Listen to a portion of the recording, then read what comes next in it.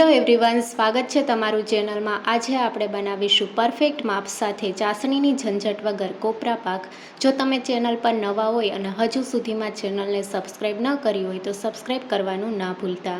કોપરા પાક બનાવવા માટે ઘરમાં રહેલી કોઈ પણ એક વાટકી સેટ કરી લો। પછી 2 વાટકી જેટલું કોપરાનું છીણ લેવાનું છે। કોપરાનું છીણ તૈયાર માર્કેટમાં મળે એ લીધું છે। કોપરાનું છીણ ઘરે તૈયાર કરતા હોય તો કોપરાનો છાલનો ભાગ ન લેવો અને સૂકા નાળિયેરને મિક્સરમાં ગ્રાઇન્ડ કરી લેવું। હવે પેનમાં 1 ચમચી ઘી ઉમેરશું, સાથે ફૂલ ફેટ 2 કપ દૂધ લેવાનું છે। તો 2 કપ આપણે દૂધ એકસાથે નથી ઉમેરવાનું, તો 1.5 કપ જેટલું દૂધ ઉમેરશું। દૂધમાં મલાઈનો ભાગ ન કાઢવો, મલાઈદાર દૂધ લેવું। તો અત્યારે આપણે 1.5 કપ જેટલું દૂધ ઉમેરશું અને સારી રીતે ગરમ કરી લઈશું। તો બહુ વધારે ગરમ નથી કરવાનું, હલકું ગરમ કરવાનું છે। અને તમે જોઈ શકો છો દૂધ ગરમ થઈ ગયું છે અને ઘી પણ સારી રીતે દૂધમાં મિક્સ થઈ ગયું છે। તો આ સમયે આપણે કોપરાનું છીણ ઉમેરશું। કોપરાનું છીણ 2 કપ જેટલું લીધું છે, દૂધમાં સારી રીતે મિક્સ કરી લઈશું।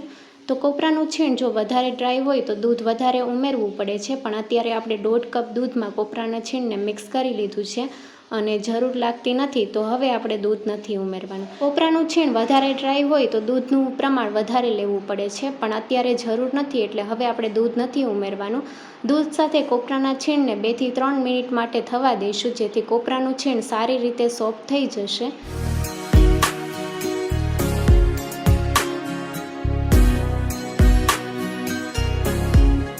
લગભગ 3 મિનિટ જેવું થઈ ગયું છે અને કોપરાનું છીણ દૂધ સાથે કૂક થઈને એકદમ સોફ્ટ તૈયાર થઈ ગયું છે।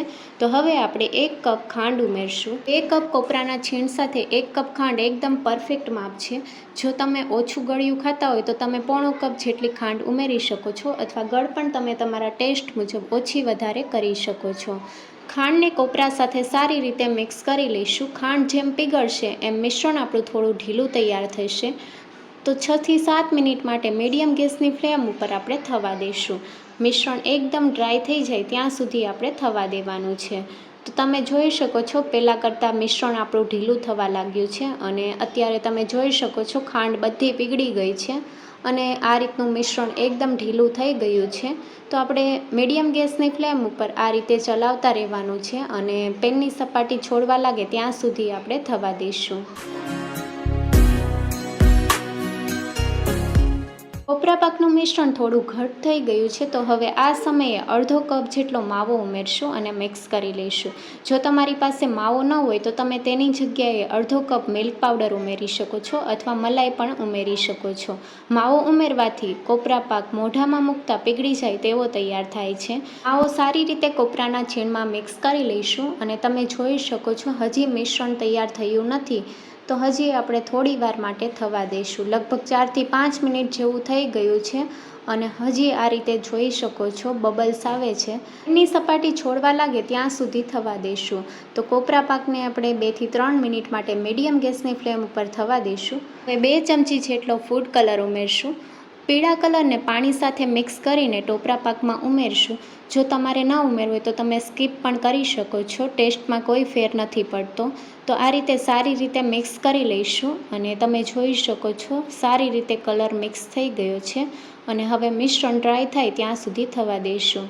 તો તમે જોઈ શકો છો મિશ્રણમાં હવે જરા પણ પાણીનો ભાગ નથી।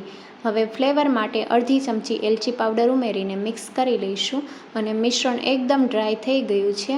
મિશ્રણ પેનની સપાટી પણ છોડવા લાગ્યું છે, તો હવે બરફી સેટ થશે કે નહીં એ ચેક કરવા માટે આપણે થોડું મિશ્રણ હાથમાં લઈને ગોળી તૈયાર કરી લઈશું। જો આ રીતે ગોળી તૈયાર થઈ જાય તો બરફી સેટ થઈ જશે અને ગોળી તૈયાર ન થતી હોય તો હજી 2 થી 5 મિનિટ માટે મીડિયમ ગેસની ફ્લેમ ઉપર થવા દેવાનું। તો ગોળી તૈયાર થાય છે, ગેસની ફ્લેમ બંધ કરી દઈશું। પ્લેટને ઘીથી ગ્રીસ કરી લીધી છે। હવે પ્લેટમાં આપણે ટોપરા પાકનું મિશ્રણ ઉમેરશું અને સારી રીતે પાથરી લઈશું। તો તમે જોઈ શકો છો ટોપરા પાક સારી રીતે સેટ થઈ ગયો છે અને ઉપરથી કોપરાનું છીણ ઉમેરશું।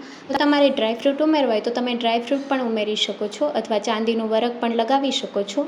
મેં અહીંયા એકદમ સિમ્પલ રાખ્યો છે અને 2 કલાક માટે સેટ થવા દઈશું। 2 કલાક પછી આ રીતે નાઇફની મદદથી પીસ કરી લઈશું। તમે જોઈ શકો છો પીસ એકદમ સહેલાઈથી થઈ જાય છે। કોપરા પાકનું પીસ કાઢીને બતાવું તો તમે જોઈ શકો છો સારી રીતે સેટ થઈ ગયો છે કોપરા પાક અને કોપરા પાકના 2 ભાગ કરીને બતાવું તો એકદમ સોફ્ટ અને બહાર મળે તેવો કોપરા પાક તૈયાર થયો છે. કોપરા પાકની રેસીપી ગમી હોય તો ચેનલને લાઇક, શેર અને સબસ્ક્રાઈબ કરો. Thank you for watching.